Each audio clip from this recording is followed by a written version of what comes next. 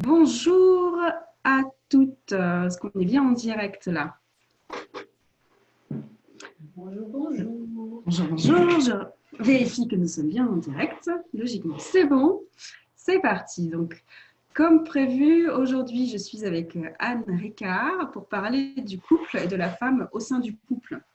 Ça me paraissait un sujet hyper important lorsque la femme veut trouver son équilibre, de parler aussi du couple qui fait partie de son équilibre, à mon sens. Voilà, donc on va parler un peu de tout ça aujourd'hui. Peut-être qu'on va d'abord se présenter pour vous expliquer un petit peu qui nous sommes. Est-ce que tu veux bien te présenter, toi, Anne? Oui, bonjour Cathy, bonjour tout le monde. Moi, je suis contente d'être ici aujourd'hui, notamment avec toi, Cathy. C'est un moyen de se retrouver, en fait, c'est chouette.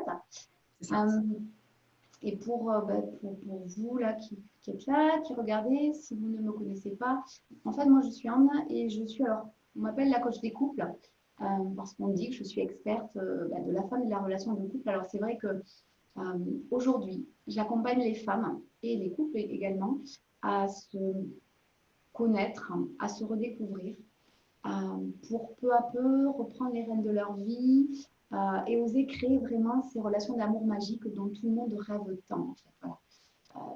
Mon côté sage-femme pendant plus de 10 ans m'a amené en fait à comprendre que ces relations d'amour magique, c'est ce qui fait qu'on a une vie complètement hors du commun en fait et que notre quotidien peut être empreint de magie dans tous les instants et dans toutes les sphères de nos vies. Chouette, sacré programme. Ouais, c'est génial, ça me fait vibrer rien qu'en en parlant en fait. J'aime, ouais, le mot magique, effectivement, est assez interpellant, donc tu nous en parleras peut-être un peu plus. Ouais, parce que vraiment, cette magie relationnelle, c'est vraiment le fait que je vous donne de l'amour. Et ça, il y a vraiment voilà, tout un process pour arriver à comprendre comment ça fonctionne. Je donne de l'amour et forcément en retour, j'en reçois au centuple. Voilà.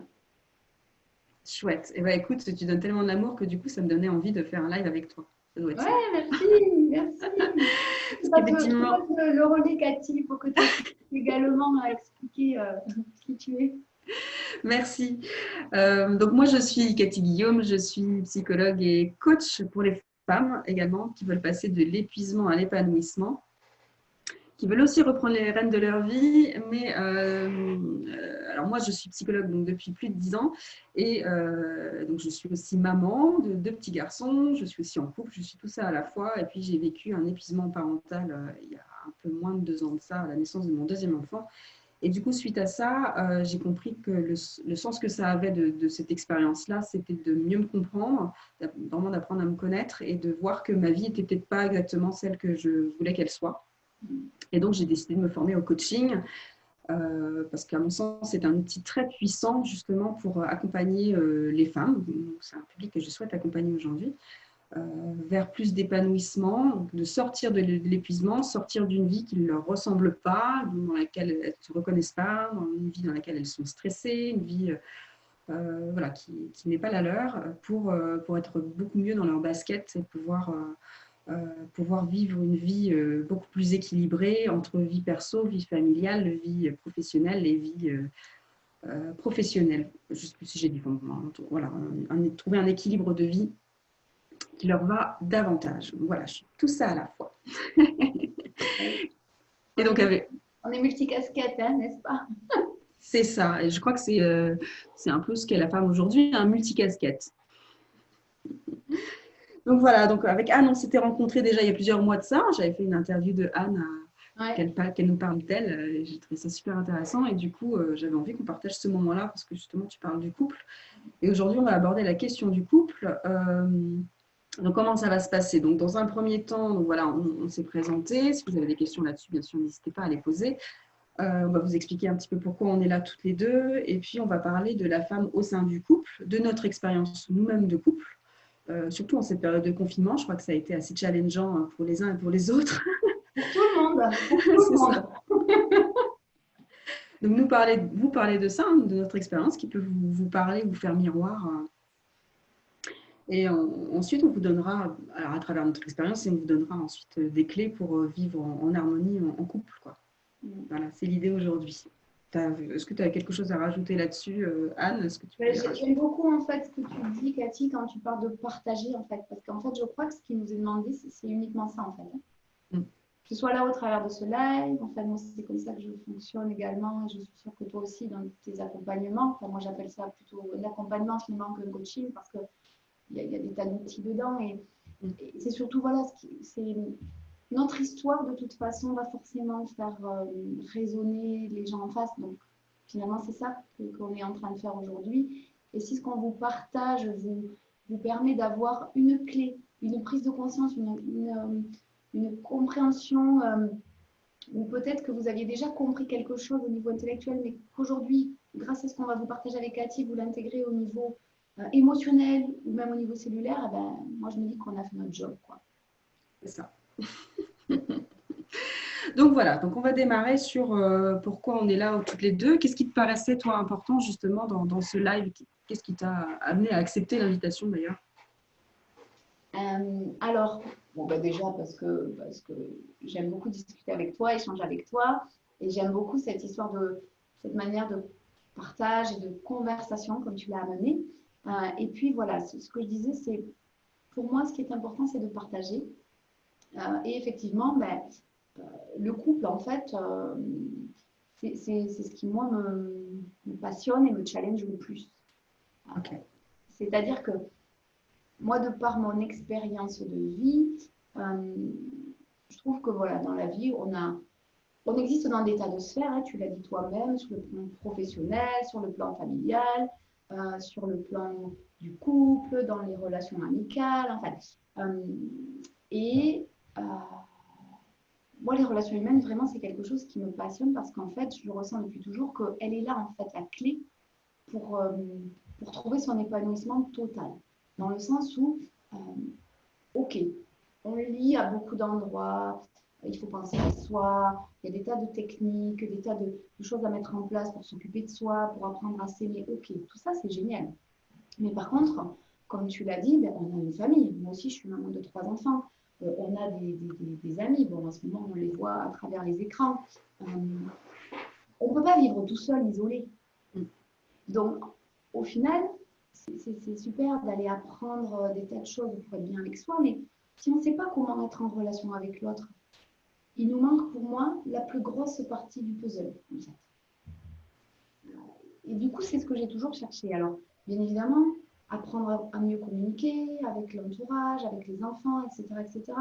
Et moi, en fait, je me suis aperçue que mon nœud, là où c'était le plus compliqué pour moi, ben, c'était mon couple. Okay. Et j'ai finalement, je crois que là, ben, j'ai décidé d'en faire vraiment ce qui m'obsède, en fait. C'est comment je peux avoir ces relations magiques. Et quand je dis magique, je le répète, c'est vraiment le fait que ma, comme j'ai appris, comme je sais donner de l'amour, j'en reçois au centuple en retour, sans avoir besoin de le quémander, de le demander. Moi, j'ai passé des années à attendre, à être dans le fait qu'avec mon homme, ben, tiens, j'ai fait ça pour toi, mais comment ça se fait que tu ne me le rendes pas? À être une mendiante, en fait, de l'amour. À attendre de lui quelque chose. Et je crois que c'est le cas quand je parle de moi, en fait, c'est pas uniquement pour raconter ma vie, c'est parce que je sais que la plupart des femmes que je rencontre, elles en sont là, qu'elles soient mariées, qu'elles aient une famille, qu'elles soient célibataires. Euh, voilà. Elles sont toutes avec ce côté, souvent, mais voilà, mendiant de l'amour. Et on peut vivre ça également dans ses relations familiales.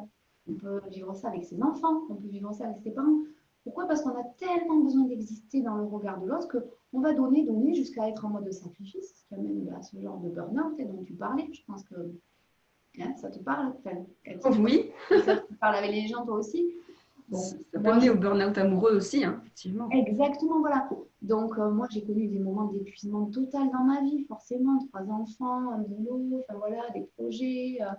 Et, et du coup, en fait, ce que j'ai compris, et là, vraiment, je crois que le confinement est venu encore plus mettre le doigt dessus, c'est que le couple, en fait, c'est mon baromètre interne. Ce que je vis dans mon couple, c'est mon baromètre interne. C'est-à-dire que, en fait, on ne se choisit jamais, on va dire, par hasard. Ok, c'est le coup de foudre, c'est formidable, au début, on a des papillons dans le ventre, Cet homme-là, on en rêve la nuit, il rêve de nous, il nous appelle tout le temps. Ok, ça c'est le début, ok.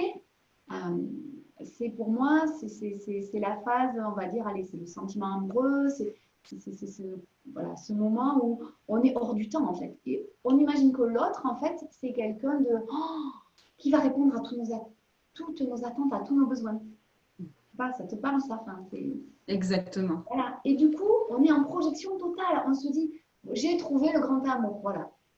Puis moi, j'ai passé ma vie à me dire, mais en fait, non, c'est pas ça le grand amour. Parce qu'en fait, ce que je croyais avoir trouvé, ça marche pas. Il devait y avoir un moyen finalement de le trouver quand même. Mais peut-être autrement que ce qu'on m'a montré à la télé, dans les Walt Disney, ou qu'on me montre dans les séries télé, sur Netflix. Moi, je suis une grande romantique, une hypersensible. Alors, les trucs sentimentaux, ça me fait vibrer, ça m'a toujours fait vibrer.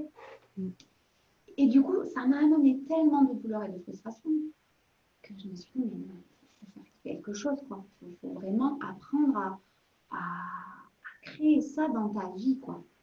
Et c'est vraiment, voilà, moi j'y travaille tous les jours, c'est ce qui m'amène à accompagner les femmes sur ce chemin-là. Donc, parce que j'ai compris qu'en fait, le couple, c'était juste un reflet de ce qui n'allait pas chez moi, quoi. Quand je me dispute avec mon homme, parce que ça m'arrive, parce que c'est pas parce que je suis dans la voie de créer ces relations d'amour magiques que chez moi, c'est toujours magique. J'aimerais.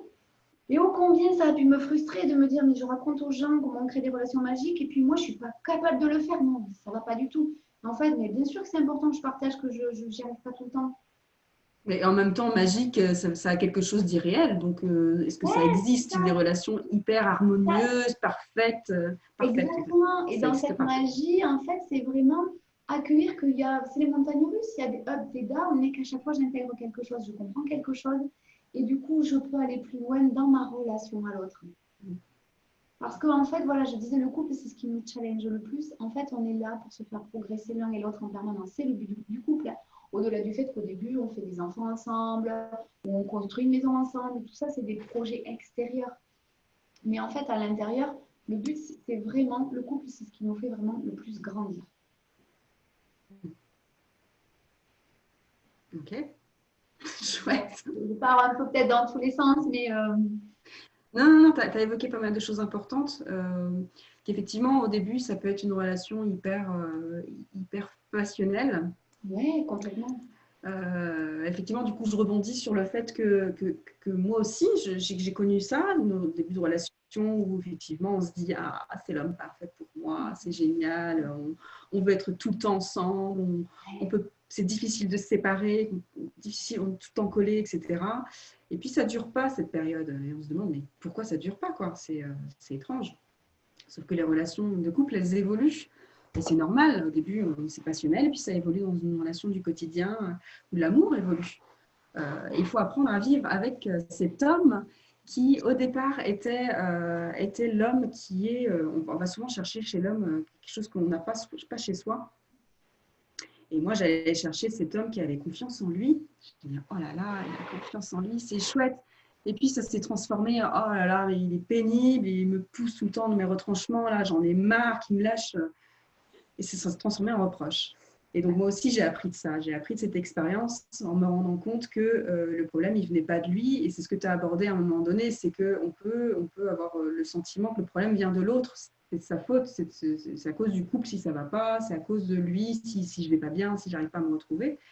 Sauf qu'en fait, l'idée, c'est de voir ce qui dépend de soi. Et moi, j'ai été chercher ce qui dépendait de moi pour faire en sorte de lui faire confiance et de me faire confiance à moi pour mieux vivre cette relation et pour moi avancer sur mon chemin. Et donc, le couple a été pour moi quelque chose de très porteur, mais parce que je l'ai vu comme quelque chose qui ne dépendait pas entièrement de lui, tout n'était pas reposé sur lui, mais aussi sur moi. Donc, j'ai appris à lui faire confiance, à voir qu'il avait des projets parfois un peu gigantesques, et donc d'essayer de ne pas avoir peur, en tous les cas, d'apprendre à gérer cette peur-là. Et à lui faire confiance pour avancer. C'est d'ailleurs une question qu'il me posait hier soir. Il me dit, mais t'en penses quoi là, de tout ce que je te parle? Et moi, je lui répondais, mais en fait, je te fais confiance. Donc voilà, et c'est ce qui permet de faire en sorte que notre relation soit plus sereine. Et que oui, il y a des disputes, comme tu dis, hein, une relation de couple, c'est pas un long fleuve tranquille, c'est pas tout tranquille, mais C'est tout l'enjeu, possible. Non, c'est impossible parce que justement, on a besoin aussi de moments pour lâcher, pour se dire les choses. Mais l'important, c'est je crois que le plus important dans un couple, c'est de se retrouver, c'est de savoir se retrouver, c'est de savoir partager des bons moments malgré les disputes en fait. Oui, C'est c'est vraiment le ça. plus important. Donc c'est moi, c'est ça ce qui m'amène aujourd'hui, hein, c'est vraiment pouvoir prendre conscience de ça, que le couple est important. Ouais, et moi, ça me fait rebondir sur le fait qu'effectivement, parce qu'il est important pour nourrir un couple, c'est de. Ah, je crois que ça avait bloqué l'image. C'est de nourrir justement une certaine confiance, une certaine communication, une certaine complicité. Mm. C'est tout ça, en fait, les ingrédients du couple qui fait que ça fonctionne. Et en fait, derrière tout ça, moi, le couple, ben, pour moi, en tout cas, c'est comme ça que je l'aborde aujourd'hui et qu'on l'aborde aussi au niveau du boulot. Euh, Ça s'inscrit dans un projet. Ça ne s'improvise pas. C'est-à-dire que passer les débuts voilà, dont on a parlé, où quand même on se rend compte que ben, aujourd'hui, en région parisienne, un couple sur deux se sépare, notamment après la naissance des enfants. Dans le sud, c'est plutôt un couple sur trois. Bon, on va voir après le confinement. Hein. Voilà. Ben, forcément si on n'a pas de projet et de vision commune, c'est compliqué d'avancer ensemble à un moment donné. Mm. C'est-à-dire, tu l'as très bien dit, à un moment donné, j'ai vu que mon mari, il avait des projets bien plus grands que ce que moi, j'aurais peut-être pu imaginer pour ma propre vie. Mais je me suis dit, bon, ok, je vais écouter mes peurs, mais je vais quand même dépasser mes peurs et lui faire confiance. C'est un peu cette image que on a tous un chemin de vie qui s'arrête ben, le jour de notre dernier souffle. Et encore, si on est connecté à l'âme, on peut imaginer qu'on va revenir dans une autre vie. Bon, ça, c'est encore un autre débat. Chacun l'imagine comme il le souhaite et c'est OK. Mais en fait, on a tous un chemin. Et dans un couple, en fait, ce qui est intéressant, c'est qu'on n'avance jamais en même temps. Je sais pas, tu le remarques toi aussi. Exact, oui, oui, Hein. il y a toujours un décalage, tout Il à y a des fait. décalages. Tiens, moi, j'ai vécu un énorme décalage encore dernièrement qui est venu me chercher, mais en profondeur, mais vraiment, hein, avec justement mon mari. Et du coup, on chemine, on avance sur un chemin, on monte, et puis il y a des moments où on a l'impression, entre guillemets, qu'on est arrivé. Alors en fait, on n'est jamais arrivé nulle part. On s'était peut-être juste fixé un objectif, on l'a atteint, c'est cool, on y est, on profite du paysage, c'est beau. En fait, qu'est-ce qui se passe quand on est arrivé à cet objectif qu'on s'était fixé? On a grandi. Donc en fait, quand on a grandi, on voit le monde, ben, quand on grandit, on prend de la hauteur. Donc on voit le monde avec ben, plus de hauteur, donc plus vaste. OK un monde un peu plus à 360. Et puis des fois, ben, l'homme avec qui on vit, pour certaines choses, lui, il est ou déjà devant, comme c'était peut-être le cas par rapport au projet qu'il avait pour toi, mais pour d'autres choses, il était peut-être derrière toi, et sûrement d'ailleurs. Donc en fait, c'est là que je dis qu'on se challenge en permanence, et que ça, il faut que ça se fasse de la manière la plus douce possible. Moi, pendant des années, on ne s'est pas challengé avec douceur. On s'est challengé violemment. Quand je dis violemment, c'était à coup de reproches, à coup de mais tu vois, moi je ne comprends pas que tu fasses pas ça, avec ce que tu dis, avec ce que tu es, mais regarde, viens me retrouver. Enfin, voilà. C'était, moi je me souviens très bien quand je me suis lancée sur Internet, tout ce que mon mari a pu me dire de manière très maladroite en fait, parce que lui, sur le plan technique, vision de la création de l'entreprise, mais alors, il est bien devant moi. Mais moi, j'en étais pas là. Et oui, Et du coup, ça ne faisait que me freiner. Et ça creusait le fossé dans le couple. c'est ça. Là, le dernier point voilà, que le confinement a amené, c'est que bon, ben, moi, ça y est, c'est lancé largement ce que je fais. Et même les côtés techniques, ça y est, j'y trouve, j'arrive à les dépasser. Euh, Tu as rattrapé ton mari, en fait. Là-dessus, alors, non, je ne peux pas dire que je l'ai rattrapé parce qu'il s'intéresse à des choses auxquelles je ne m'intéresserai jamais. Donc, en fait, il sera toujours en avant par rapport à moi sur plein de choses. Et ça, c'est OK pour moi parce que ça ne me challenge pas. Ça, c'est pas mon dada. Tous ces côtés techniques, en tout cas, pour en être à son niveau. Par contre, là où j'ai remarqué vraiment ce qui est venu me chercher dernièrement, et ça, je crois que c'est important que je le partage, c'est vraiment, j'ai la sensation que pendant ce confinement, j'ai fait un énorme bond en avant à l'intérieur de moi, dans ma vibration personnelle. Donc ça, c'est le fruit d'un énorme chemin, d'une énorme introspection personnelle. C'est aussi le fait que j'ai vraiment pris un mur de face il y a un peu plus d'1 an parce qu'on m'a annoncé que j'avais une maladie importante Et j'ai fait le choix de ne pas du tout aller la traiter comme la médecine me le proposait. En gros, en fait, j'avais un cancer. Et j'ai décidé de me faire opérer. Et en fait, bon, en un an, mon cancer n'a absolument pas évolué, j'ai bloqué l'évolution. Donc en fait, voilà, j'ai fait ce chemin intérieur d'amour de moi pour vraiment arriver à vibrer cellulairement cet amour, parce que j'ai compris que c'était comme ça que j'allais guérir de ma maladie, ce qui est le cas aujourd'hui. Et donc du coup, forcément, là, j'ai fait un bond, c'est un bond énorme en fait par rapport à beaucoup de gens et par rapport à mon mari avec qui je vis aujourd'hui. Donc là, j'ai un décalage. Et là, j'ai beaucoup de mal à le gérer, en fait. Et c'est venu me chercher à moi, parce qu'en fait, là, ça a été pareil. Ça repartait dans les reproches, etc. Et dans mes peurs, et de me dire, est-ce que je peux continuer à évoluer avec un homme qui, lui, n'a pas fait le même chemin, etc. Mais en fait, c'est juste que je n'avais pas compris que c'était à moi de lui montrer le chemin. Je l'avais compris mentalement, je l'avais compris émotionnellement, puisque c'est déjà les messages que je passais dans mes accompagnements. Mais cellulairement, je ne l'avais pas vibré, je ne l'avais pas intégré. Et là, aujourd'hui, je suis en pleine formation et cette semaine, j'ai intégré cette chose-là. Mais en fait, comme je l'avais déjà intégré, par exemple, avec mes enfants, bien évidemment, si je ne veux pas qu'ils crient, il ne faut pas que je crie, il faut que je leur montre le chemin. Et c'était très juste. Hier soir, on a partagé un repas où les enfants étaient plutôt calmes. Et alors, j'ai posé la question, parce qu'on est confinement, 3 garçons à la maison.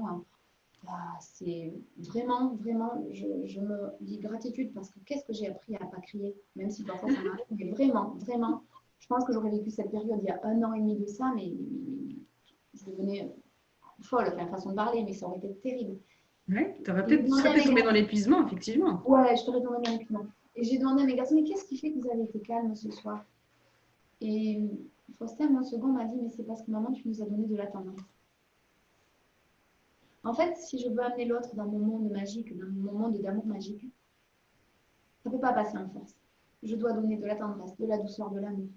Mais si je veux donner ça, je dois aussi, comment dire, je dois le ressentir dans mes cellules. Je dois sentir que c'est juste pour moi. Et si je sens que je ressens de la colère, de la frustration, c'est sûrement que j'ai dû poser une action ou dire quelque chose en fait qui n'est pas aligné avec moi. Parce qu'en fait, quand je suis alignée avec moi, tout est facile. Les heures, comment dire, les heures de la journée, elles s'égrènent. Il y a du boulot, hein, comme tu l'as dit, on travaille, on s'occupe de nos enfants, on s'occupe de notre maison, voilà. Mais par contre, il n'y a pas de résistance, c'est fluide, c'est juste, c'est ok. Donc là, en fait, quand je suis comme ça, je peux amener l'autre dans mon énergie. Et du coup, dans mon couple, je peux amener l'autre dans ma bulle, en fait, dans cette histoire d'amour qui fait que, ouais, si moi je sais l'amener là, en lui donnant, il va me rendre au centuple. Mais l'intention, elle n'est pas motivée par le fait de recevoir, elle est juste motivée par le fait de donner. Et de ne rien attendre, du coup. C'est ça. Et ça change tout, en fait. C'est ça. J'ai entendu plein de choses hyper intéressantes dans ce que tu as dit. C'est qu'on peut avoir tendance, alors là, dans ce que tu viens tout juste de dire, c'est qu'on peut avoir tendance à être sur un mode plutôt défensif en couple. Moi-même, je l'ai été, je peux encore l'être de temps en temps, hein, je l'avoue.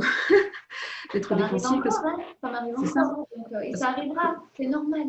C'est normal, parce qu'on a tendance à défendre un territoire, le sien, défendre ses besoins, défendre son rythme.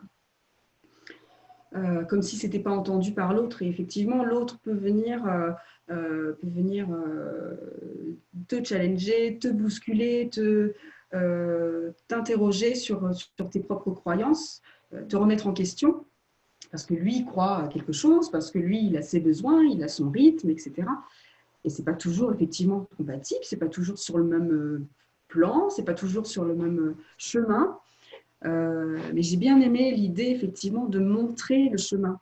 J'ai reçu pas mal de couples moi, en consultation et j'entends des couples me dire parfois mais je ne comprends pas parce que ma femme elle est à fond dans tel truc, elle voudrait absolument que je sois au même rythme qu'elle, que je fasse exactement la même chose qu'elle. Inversement, hein, mon mari me pousse, il voudrait que je sois mieux, que j'arrête, que je délègue plus, que je fasse ci, que je fasse ça. Et effectivement, ce qui se passe, c'est qu'il y a une sorte de passage en force de « fais comme moi, regarde, moi je sais faire ». Et c'est entendu souvent comme un reproche. C'est-à-dire il me reproche que je ne suis pas à la hauteur et que j'y arrive pas. J'ai moi-même vécu par moments, hein, effectivement, de me sentir poussée comme ça à faire exactement comme lui il fait. Et moi, j'avais envie de vous partager cette expérience-là. Quand je me suis lancée dans l'entrepreneuriat, mon conjoint avait tendance à me pousser et à me dire mais fais ci, fais ça, mais utilise telle ou telle technique, mais pourquoi tu fais pas ça, mais vas-y, mais vends, mais pourquoi tu vends pas? Et du coup, enfin moi je m'entendais comme ça en tout cas, il le disait pas comme ça, bien sûr. Je comprends parce que j'ai vécu la même chose que toi. Donc, je Voilà. comprends complètement. C'est ça, on en avait parlé il y a quelques mois. Ah Et oui, donc, oui. voilà, il me poussait énormément à faire ce qui lui paraissait juste et ce qu'il aurait fait à ma place. Et moi, j'étais pas prête à l'époque. J'étais pas au même moment, j'étais pas au même stade, j'étais pas au même niveau. Enfin, même, c'est même pas forcément un niveau, c'est que j'en étais pas là. Bien sûr. J'étais pas prête à ce moment-là. Et il a mis du temps, lui, moi j'ai mis du temps à lui expliquer ce qui n'allait pas dans la façon dont il me le disait. Et lui a mis du temps à comprendre que c'était pas comme ça que je fonctionnais. Et au bout d'un certain temps, on a fini d'ailleurs par voir un coach qui, qui nous a fait miroir de ça et qu'on était tout le temps en train de, en fait, on était en train de se battre comme deux, Ouais, comme deux en fait, chevaliers, quoi. c'est sur un ring de boxe, en fait. Voilà, on est sur un ring de boxe, c'est celui qui aura le dernier mot. Et donc ça ne fonctionnait pas. Donc il a fini par lui comprendre que il avait besoin, il fallait respecter mon rythme et qu'un jour j'entendrais ses conseils, mais qu'il fallait que ça vienne de moi. Et moi j'ai fini par comprendre que ce qui me poussait à faire, c'était pas contre moi, c'était pas pour me faire du mal ou pour me montrer que lui il savait. Parce que du coup, ce que ça vient réveiller, c'est ça, c'est des choses de notre enfance, des choses qu'on a intégrées. Je ne suis pas à la hauteur, il est en train de dire que je ne sais pas faire, que je suis une mauvaise mère, que je ne sais pas vendre, je ne sais pas, etc. Donc ça vient réveiller des vieilles histoires qu'on se raconte. Et puis, j'ai fini par comprendre que non, en fait, c'est moi qui me racontais ces histoires et que lui, il voulait juste m'aider. Et donc, par finalement lui expliquer, mais pour l'instant, non, je n'ai pas besoin de ces conseils-là. Effectivement, je les entends, mais là, j'y arrive pas. Là, je sais pas, il y a quelque chose qui coince, quelque chose qui bloque et j'y arrive pas. Donc, j'ai besoin que ça débloque, j'ai besoin d'avancer sur ce chemin-là pour pouvoir avancer. Donc voilà, ça a été de lui expliquer en fait ce que moi je vivais, d'apprendre à communiquer tous les deux en fait, d'apprendre vraiment à se dire les choses sans parler en termes de reproches, c'est-à-dire pas en disant mais tu fais pas ça ou tu fais pas assez bien, ou c'est plutôt moi j'ai besoin de ça pour l'instant. Voilà, et c'est entendu, voilà, c'est entendu, ça prend le temps à être entendu et on chemine. Et aujourd'hui, c'est beaucoup plus sain entre nous sur ce sujet-là, par exemple. On ne se prend plus la tête sur ce sujet-là. Mais oui, parce qu'en fait, tu vois, moi, de ce que tu dis, ça me fait écho de ces reproches. En fait, ils nous renvoient à nos blessures, en fait, c'est ça. Et c'est pour ça que je dis que le couple, c'est la plus belle chose qui nous soit donnée, c'est le plus beau cadeau qui nous soit donné de vivre. Parce que c'est finalement au travers de cette relation que je peux aller guérir mes blessures les plus en profondeur. C'est ça. Vraiment. Et ce que tu décrivais là du ring de boxe, en gros, en fait, quand on est sur un mode défensif, comme tu dis, on se retrouve, nous les femmes, à tomber dans une polarité complètement yang, complètement masculine, qui n'est pas du tout notre essence. Donc en fait, lorsqu'on a deux yang à la maison, c'est la guerre. Exact. La guerre. Et du coup, ce qui est aussi important dans un couple, c'est effectivement d'aller chacun incarner ce pourquoi on est là, quoi, notre essence.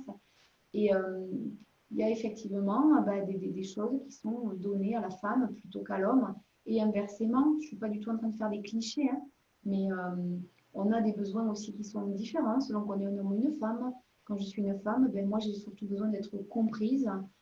J'ai besoin de me sentir en sécurité, alors que l'homme, il a besoin de liberté, il a besoin qu'on le valorise. Et ça fait, voilà, c'est vraiment des choses masculines et féminines.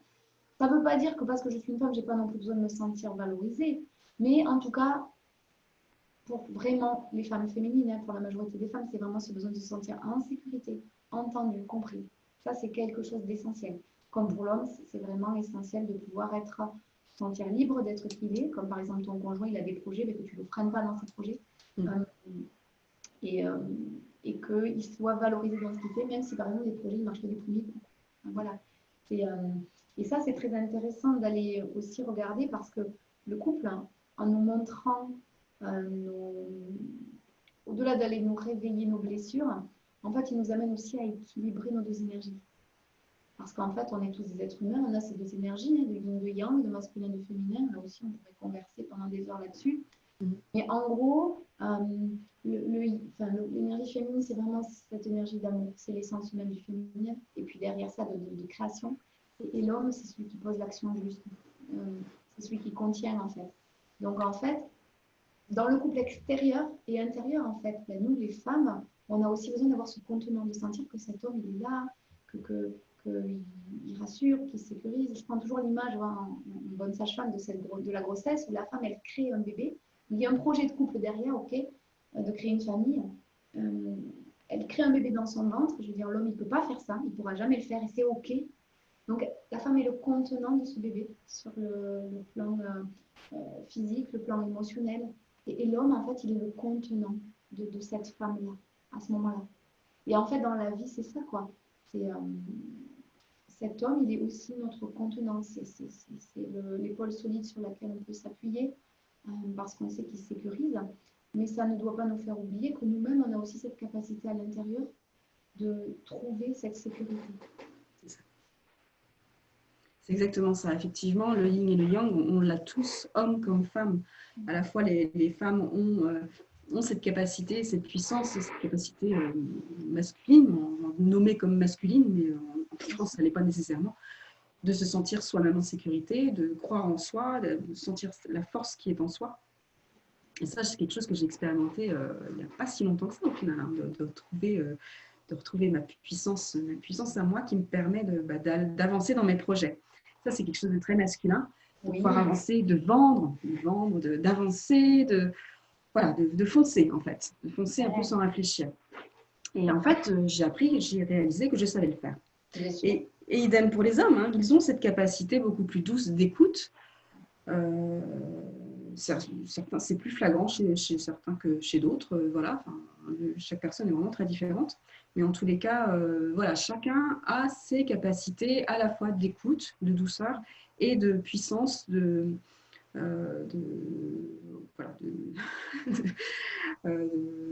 d'envie d'avancer, quoi. Bien sûr. C'est vraiment, comment dire, en fait, les qualités, on les développe au fil des expériences.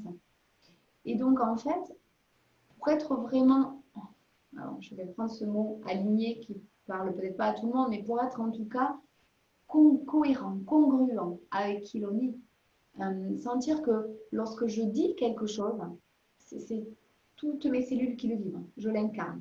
Ok, ça c'est pour vraiment mettre les choses sur le plan compréhensible, tangible.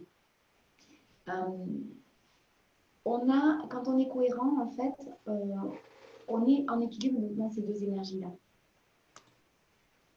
Ce qui fait que le couple, là où c'est intéressant, c'est que quand par exemple, je peux regarder mon conjoint et je me dis, mais là, ce qu'il fait, moi, je ne me sens pas en sécurité quand il dit ça, quand il fait ça. Par exemple, je ne sais pas moi, j'essaie de trouver un exemple par rapport à une femme que j'accompagne en ce moment.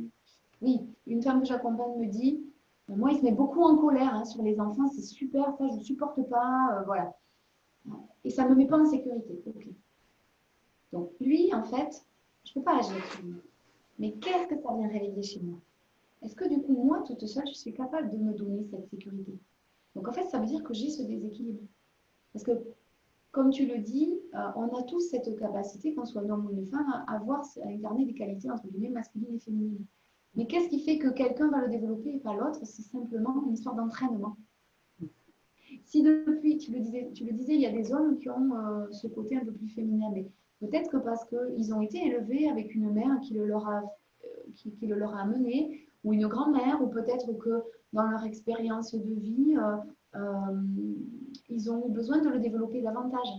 Donc, j'avais lu un article comme ça sur les papas, il me semble que c'est en Suède, je ne veux pas dire de bêtises parce que ça commence à dater, mais dans ce pays où le congé maternité, le congé parental est donné à titre équivalent aux hommes et aux femmes.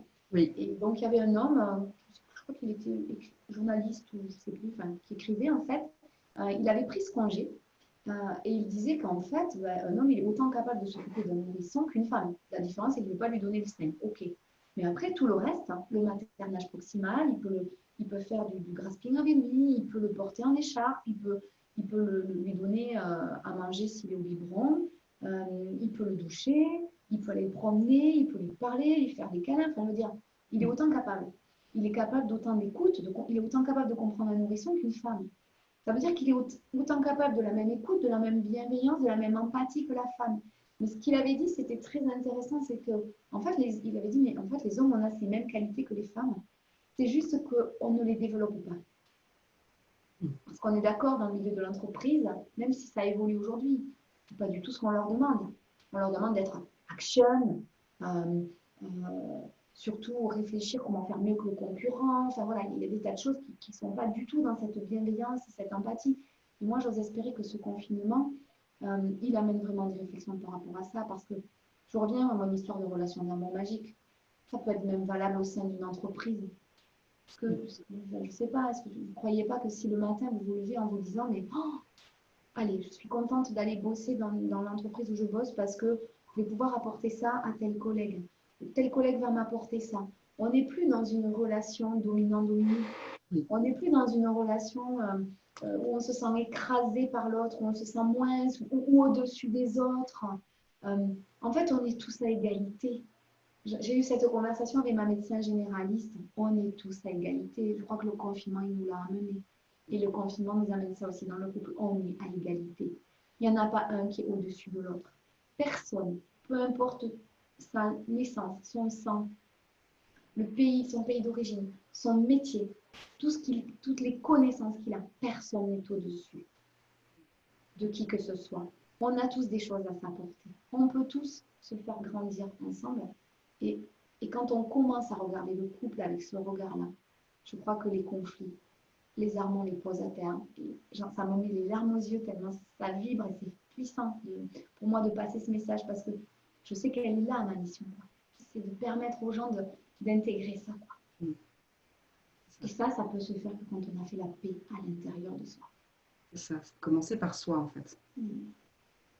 On a Chris, je sais pas si c'est son prénom, en tous les cas, qui nous dit merci pour vos témoignages qui me parlent. Moi, ça m'a coûté un divorce. C'est pas grave.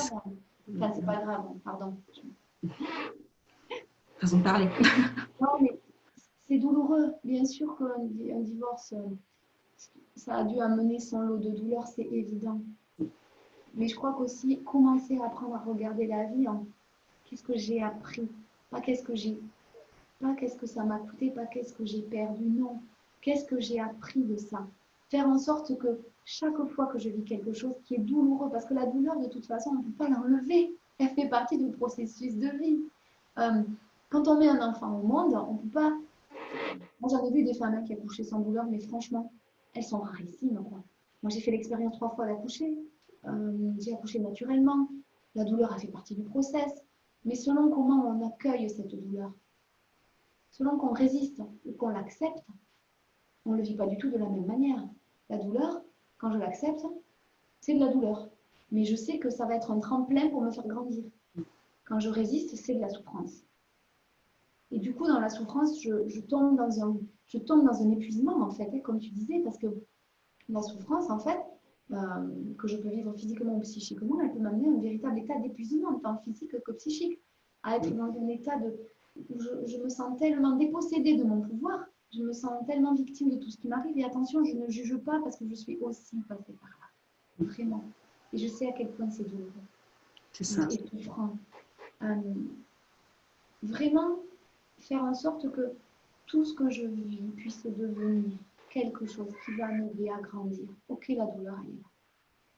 Mais je sais que la douleur, à un moment donné, elle va s'arrêter. Que derrière, eh ben, il y aura du beau. Certains même disent que plus il y a de douleur, plus derrière c'est joli. Alors, je ne suis pas masochiste. Il faut souffrir. Hein. Non, pas souffrir. Juste accueillir qu'à des moments, ça fait mal. Quand tu cours un marathon, ça fait mal. Tes muscles, moi, j'ai jamais couru un marathon. Hein. Mais tes muscles, ils s'échauffent, ils brûlent. Tu le sais. Et tu sais aussi quelle fierté tu vas avoir de toi après. C'est ça, tout le travail, c'est d'aller voir en fait ce qu'on attend soi-même de ce couple. Ouais, c'est ça. Si effectivement on attend trop de l'autre, ou en tous les cas on fait trop porter cette responsabilité à l'autre que tout, va, tout va se jouer à cause ou grâce à lui, effectivement ça va pas être juste. Tu parlais de victime. Effectivement, on est victime de la situation à partir du moment où on ne prend pas sa propre responsabilité sur ce qui se passe. Et n'importe qui le fait, hein. Je l'ai fait aussi, tu l'as fait aussi. Enfin, mais tout le travail consiste à bien comprendre qu'on a notre part de responsabilité dans ce qui se passe, que ce soit dans un divorce ou que ce soit même dans des conflits, dans des disputes qui peuvent se produire et qui ont dû se produire pour les uns et les autres durant cette période de confinement. Parce que comme tu l'as dit tout à l'heure, il va y avoir des taux de divorce là, visiblement. En Chine, j'ai entendu qu'il y avait un gros taux de divorce suite au confinement. Donc voilà, il y a cette réalité-là qu'à partir du moment où on ne prend pas sa propre responsabilité dans le couple, bah oui, ça peut mener à la séparation. Je crois vraiment en l'idée que si on pense, on prend d'abord soin de soi et on pense d'abord d'une certaine manière à soi et à ses besoins, tout en écoutant l'autre, les choses se passent de manière beaucoup plus sereine. C'est-à-dire que si vous êtes concentré uniquement sur vous et l'autre est uniquement là pour vous embêter ou alors il est absolument responsable de votre bonheur, ça ne fonctionnera pas. C'est-à-dire qu'il faut considérer l'autre comme un partenaire, quoi. C'est un partenaire de vie. Mais tout comme les enfants, c'est-à-dire qu'on peut. Enfin, moi, j'ai constaté en étant maman que je suis maman depuis 5 ans maintenant, que la maternité m'a beaucoup appris, mes enfants m'ont beaucoup appris. Mais tel que mes enfants m'ont beaucoup appris, mon conjoint m'apprend aussi beaucoup de choses. Il m'apprend aussi, il apprend à me connaître, il me teste en fait dans toutes les disputes qu'on peut avoir. Finalement, ça me challenge pour voir finalement, mais c'est quoi mon problème à moi? Qu'est-ce qui fait que là, ça m'a heurté? Qu'est-ce qui fait que là, je ne suis pas d'accord avec lui? Qu'est-ce qui fait que là, on ne se supporte pas? Qu'est-ce qui dépend de moi en fait là-dedans, vraiment. Et je crois que le jour où, en l'occurrence on parle des femmes, on ne parle pas des hommes, mais les femmes auront compris, c'est pareil pour les hommes, et les femmes auront compris que finalement pour vivre en harmonie dans le couple, on ne fait pas tout reposer sur l'autre, les choses iront beaucoup mieux, ça c'est clair. Ça c'est clair. De toute façon, peu importe la situation que je vis, ce qui compte, c'est comment je la vis. Mm. Et qu'est-ce que ça vient révéler chez moi. C'est ça, le couple, c'est un révélateur, en fait. Et c'est vraiment les anciens appareils photo, là, c'est vraiment la chambre noire, là, où les choses, elles commencent à arriver sur, comment ça s'appelle, là, j'ai pas le mot, mais sur la photo, quoi. Ouais. C'est ça, c'est le révélateur et c'est vraiment essentiel, vraiment comme tu dis, de comprendre ça, de comprendre que l'autre n'est pas responsable de tous nos maux, mais qu'on est plutôt, voilà, c'est un partenaire de vie. Et du coup, moi, c'est pour ça que je parle toujours de ce projet. Qu'est-ce que j'ai comme projet dans un projet? Alors, ça fait peut-être un peu pro. Au début, je me dis projet, ça fait pas très sentimental. Mais si, en fait, c'est un vrai projet. Un vrai projet. Et dans tous les projets, on fait des points. On prend le temps d'ajuster. Parce que, comme tu l'as si bien dit au début, on évolue chacun différemment dans le temps. Mm. Et donc, c'est important à un moment donné de faire en sorte que les routes, quand même, elles ne divergent pas trop. Parce que chacun chemine, mais d'arriver à se recentrer sur des choses qui nous tiennent à cœur ensemble. On voit, par exemple, on voit des couples qui se séparent quand les enfants partent de la maison. Bon, on peut Si le projet enfant était unique.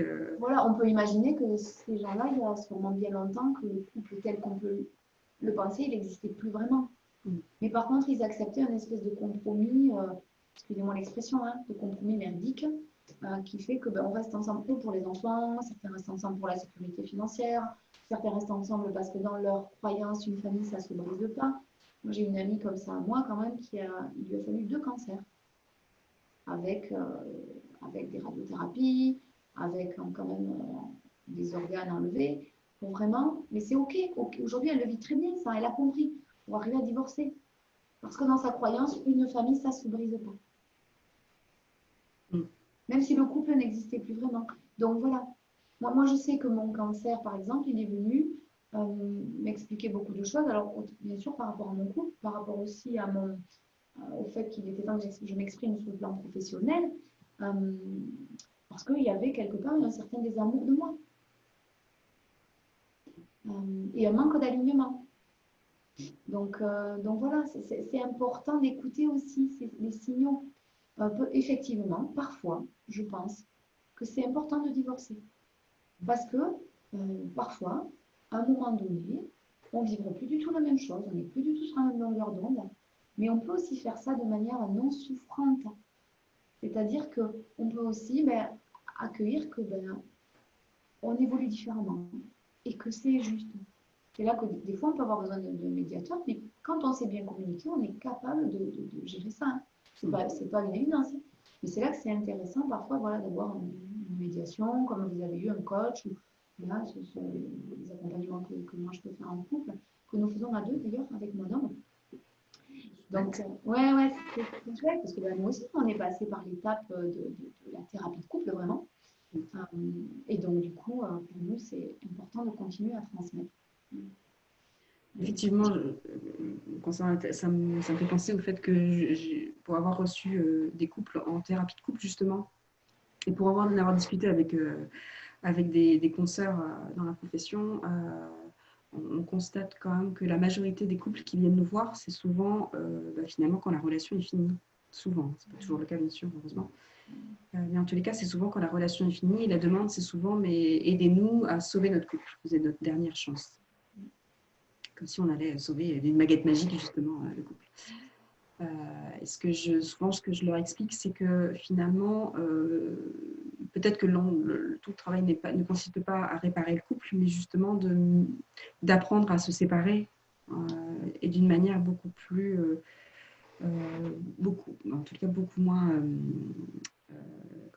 souffrante, donc moins conflictuelle. Voilà. Moins conflictuelle, tout à fait, que ce que c'est actuellement, en fait. C'est vraiment de soigner à la rigueur les blessures, les conflits, pour faire en sorte que la séparation se passe mieux et que du coup les relations soient beaucoup plus sereines après la séparation. Bien sûr. Parce qu'on peut avoir cette croyance-là qu'effectivement le couple, il n'est pas censé passer par des problèmes, il n'est pas censé passer par des difficultés.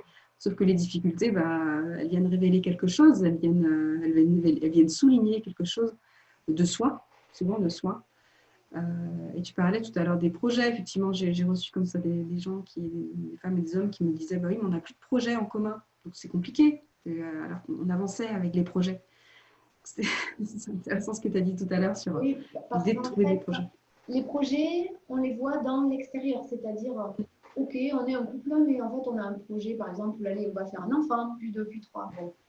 Je prends mon exemple. On a fait 3 enfants, c'est bon, on arrête, stop.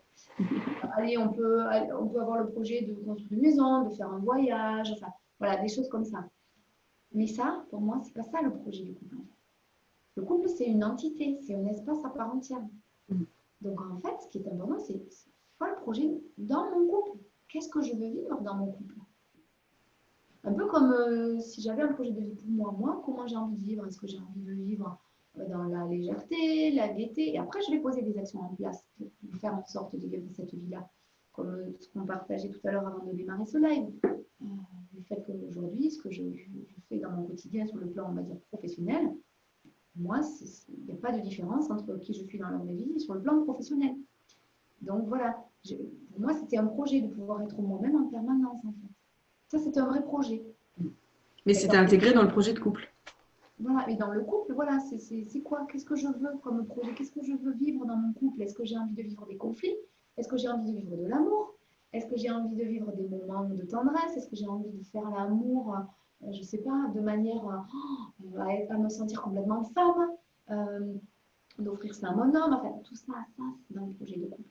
On a l'impression que tout ça, c'est des détails, mais c'est des détails qui sont capitaux. C'est essentiel. Le projet de couple, c'est pas je fais des enfants, je construis une maison, je pars en voyage. Pour moi, ça, c'est pas un projet de couple. Extérieur au couple. Non, c'est extérieur. C'est pas à l'intérieur de l'espace. Le couple, en fait, une des choses essentielles dans le couple, c'est de créer cet espace d'intimité, de cœur à cœur. Bien plus que la relation sexuelle. On sait tous et toutes aujourd'hui que on peut avoir des relations sexuelles avec des gens qu'on n'aime pas, avec des gens avec qui il n'y a pas d'espace intime. Alors, Certains diront non, moi ça je peux pas ou je peux plus. Ok, mais ça veut bien dire que la sexualité, parce qu'on dit la sexualité est le ciment du couple. Oui, c'est vrai, mais pas que. Bien sûr que c'est essentiel d'avoir une vie sexuelle. Déjà pour soi, parce qu'en termes de santé, d'énergie, c'est vraiment quelque chose qui est essentiel à nous, autant que manger et dormir. Vraiment ça, je le dis. Mais la sexualité dans le couple, pour moi, c'est comme une cerise sur le gâteau. Le plus important, c'est l'intimité, le cœur à cœur. Sentir qu'avec cette personne, avec cet homme, avec cette femme-là, je peux être moi, en tout temps, en tout lieu, en toute heure. Je ne serai pas jugée de qui je suis. Il m'accueillera, elle m'accueillera comme je suis. Et j'essaierai pas de le transformer aussi. Je n'essaierai pas de le transformer. Parce que, comme dit si bien une de mes amies, ça ne sert à rien de tirer sur la tige de la fleur, elle ne poussera pas plus vite. Ça sert à rien de forcer, quoi. C'est ça. Mais non, ça ne sert à rien. Mais on a beau le savoir mentalement, on le fait. C'est ça. Et c'est là que c'est intéressant d'entendre les choses plusieurs fois, de se les répéter, de les écrire, de voir voilà, comment je peux l'intégrer. Parce qu'une fois que je l'ai intégré dans mes cellules, ça y est, là, je peux transformer complètement les choses. Je ne dis pas que ça ne me réarrivera jamais d'essayer de forcer, mais ça fera un peu comme voilà, la maman qui passait son temps à crier sur les enfants, qui au fur et à mesure de choses qu'elle a pu partager, lire, échanger, comprendre, elle a intellectualisé, puis ressenti émotionnellement, puis intégré dans son corps qu'en fait, mais quelle douleur elle ressent en fait elle-même quand elle crie sur ses enfants, et que c'est pas du tout juste pour elle. Donc ça, c'est sûr que cette femme-là, elle va arrêter. Elle va pas arrêter comme ça, d'un coup de baguette magique, mais un jour, ça sera terminé pour elle. Donc, c'est la même chose dans le couple. Quand j'ai ressenti dans mes cellules à quel point c'est de l'amour que je veux vivre dedans, je vais faire tout ce qu'il faut pour que ce soit ça que je vive. Avec tout ce dont on a parlé.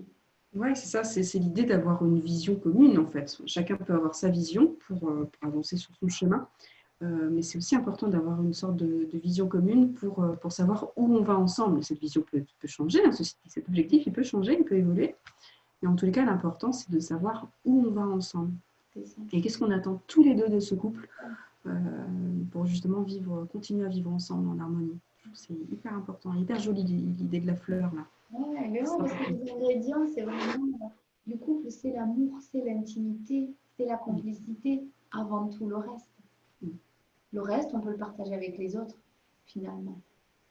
Et aujourd'hui, on voit même que faire des enfants, on peut le faire de plein de manières. Donc, les femmes aujourd'hui peuvent dire, je suis autonome, moi, j'ai plus besoin d'un homme dans ma vie. Mais si, quand même, parce que c'est magique ce qu'on peut vivre dans cet espace. Dès lors que c'est ce qu'on cherche, au final, quand on discute avec les hommes, parce que aussi, les gens ont une image de l'homme, l'homme, en fait, c'est un égoïste, l'homme, en fait, il pense qu'au sexe, etc., etc. C'est bien qu'il soit égoïste, c'est bien qu'il pense au sexe, comme nous, mais par contre, quand on discute en toile de fond, avant tout ça, ce qu'il cherche dans un couple, c'est cette tendresse, c'est cette intimité, c'est le fait de ne pas être jugé, c'est le fait, comme tu disais, que la femme avec qui il vit n'essaie pas de le transformer en permanence. Être aimé, être accueilli pour qui il est. Et on cherche la même chose, nous les femmes, en fait. C'est notre recherche en tant qu'humain. C'est ça, une forme de liberté en fait. Liberté à vivre sa vie. Il veut être libre, on veut être libre. Liberté d'être soi, en fait. Ouais. Ouais, c'est beau. Ouais, c'est ça. J'adore. Ça en fait des choses, ça fait 1 heure qu'on discute, là je vois l'heure qui passe. C'est génial. C'est vrai, je regarde l'heure. Ah oui, c'est bien. Ça fait 1 heure qu'on discute. Bon, déjà, je trouve qu'on a dit beaucoup de choses. Je vois pas de questions arriver.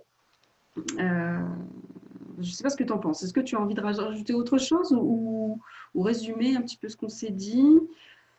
Donc on parlait du couple, effectivement, de la femme au sein du couple. Hein.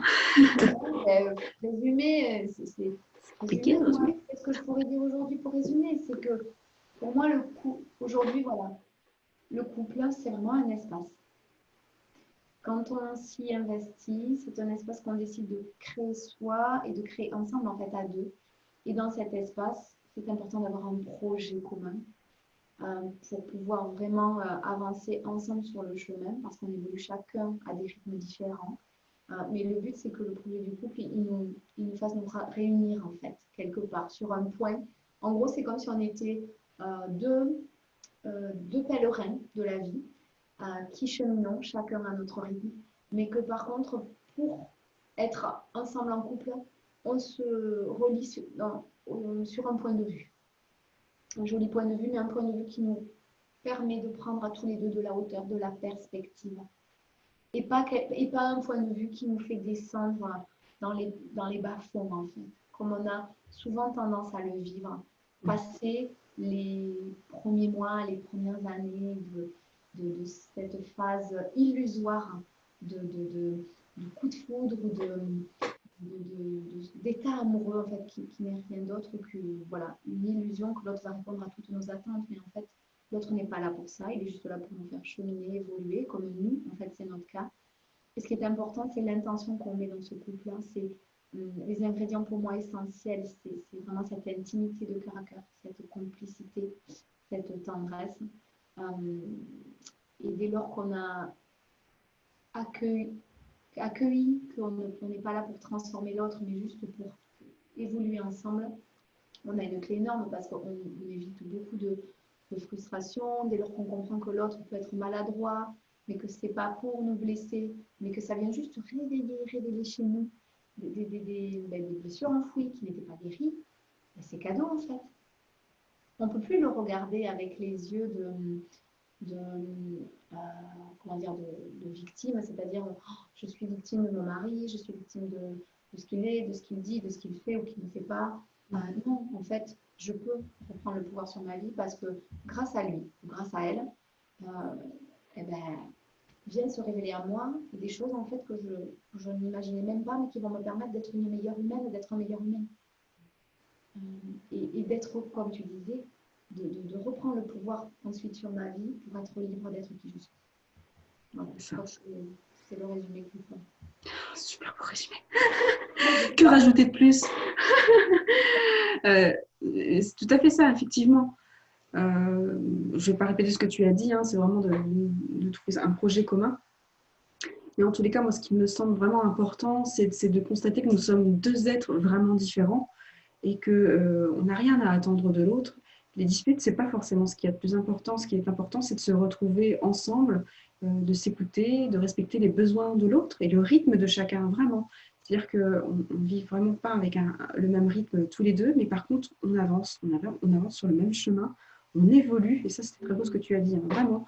On évolue en tant que femme, en tous les cas, moi, c'est vraiment ce que j'ai appris de mon expérience et mon expérience professionnelle auprès des couples, hein, c'est qu'on évolue en tant que femme grâce au couple aussi, parce que l'autre nous pousse à évoluer.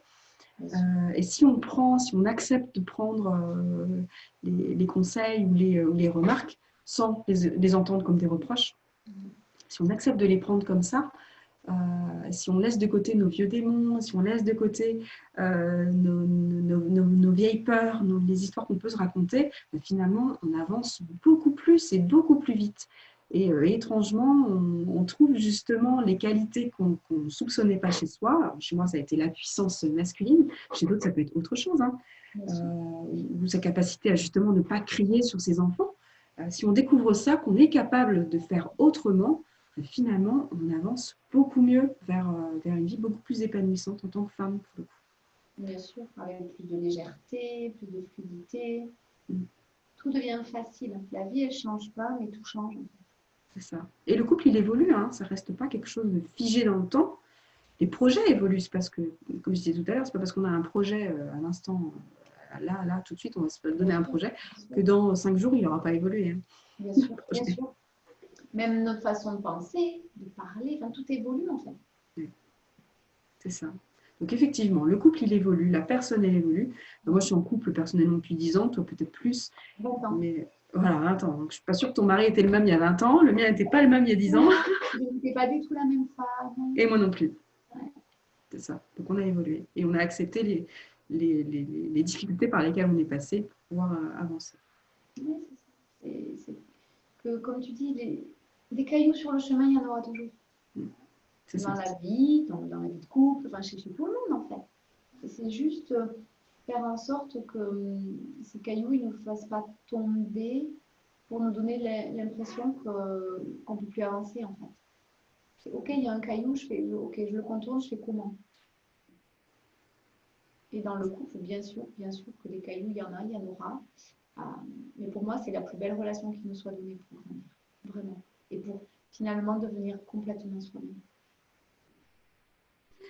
Chouette. Je vois Marie-Rose qui nous dit, vous avez bien résumé, personnellement, vous avez bien abordé le rôle de chacun et Chris qui nous répond, qui te répond, merci Anne pour ce résumé qui est très juste. Avec plaisir. Ok, donc on va s'arrêter là pour le live. Pour la suite, si vous souhaitez nous contacter, est-ce que c'est important que toi tu dises où on peut te trouver et ce que tu proposes Oui, voilà, pour les oui. couples? Donc, moi, on peut me trouver donc, sur ma page Facebook, qui est Anne Rivière, hein, c'est mon nom de jeune fille, tiré infiniment féminin. Voilà, et également sur ma chaîne YouTube, euh, que j'ai renommée, je crois, la coach des couples. Oui, la coach des couples, c'est ça. Et donc, en fait, moi, ce que je propose, c'est des accompagnements en one, alors soit en one-to-one, c'est-à-dire euh, entre une femme qui va venir me rencontrer et moi, ou des accompagnements en couple quand vraiment le besoin est là. Et les accompagnements de couple se font du coup à quatre, hein, puisque nous sommes avec mon conjoint et le couple en face de nous. Donc ça se fait en visio. Et c'est des séances, en fait, on travaille en général sur plusieurs mois pour arriver à mettre en place, voilà. Quand il s'agit du couple, ben, bien évidemment, on travaille sur le projet du couple, mais on est bien évidemment, on aborde des blessures intérieures, hein, par rapport à chaque personne. Et quand il s'agit de la femme vraiment, ben, moi je l'amène vraiment à apprendre à se connaître, parce que c'est très important pour moi. Là. On ne peut pas devenir qui l'on est sans savoir qui l'on est. Voilà, apprendre à se connaître, se redécouvrir. Et comme je disais, ben, peu à peu, reprendre les rênes de sa vie pour oser vivre dans cette vie magique. Donc, apprendre à s'aimer vraiment, quoi.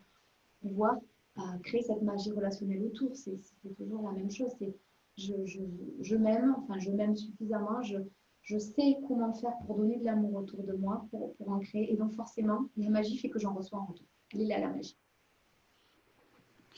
Chouette. Alors moi, vous pouvez me trouver effectivement sur cette page-là, du coup, Cathy Guillaume, psychologue et coach. J'ai aussi une chaîne YouTube qui s'appelle Cathy Guillaume, tout simplement, sur laquelle vous pouvez notamment trouver l'interview de Anne que j'avais réalisée il y a quelques mois. Donc, je réalise des interviews auprès des femmes et des personnes qui ont vécu des transformations ou qui ont vécu des burn-out, parce que par ailleurs, j'écris un livre actuellement sur le sujet du burn-out parental et du burn-out professionnel.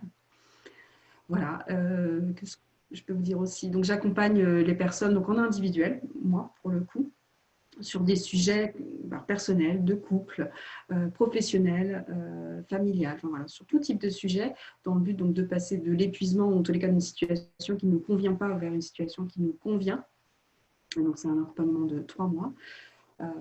Et par ailleurs, j'anime aussi un mastermind avec 3 autres de mes collègues coachs que vous pouvez trouver du coup sur le groupe Ose briller ta vérité, qui est organisé surtout par Marion Reiklin. Voilà tout ce que je fais. Donc, un accompagnement sur 3 mois et puis un mastermind. Voilà, donc si vous voulez plus d'informations, je mettrai sous la vidéo. Pardon, j'ai juste oublié j'oublie toujours d'en parler. J'ai créé un groupe Facebook privé également, voilà, pour vraiment partager, échanger entre femmes en toute intimité. Je l'ai créé pendant le confinement parce que je facilitais des cercles de femmes et là on pouvait plus le faire je dirais en live. Donc voilà, on a créé ça en ligne. Et ce groupe, c'est un vrai groupe de partage et d'échange où chacune est là pour pouvoir aller au cœur d'elle-même, pouvoir déposer qui elle est. Donc je peux te donner le lien. Tu pourras mettre le Oui, lien du groupe. ou tu le mettras aussi en commentaire peut-être, enfin, si j'oublie. Dans les commentaires, je le mettrai. Ouais, on mettra tout ça en commentaire. Ok, donc si vous n'avez pas d'autres questions, bah, écoute, je vous dis à très vite pour un nouveau live de mon côté et puis Merci. vers Anne Ricard si besoin. Merci. Merci Anne et puis donc à bientôt. À bientôt.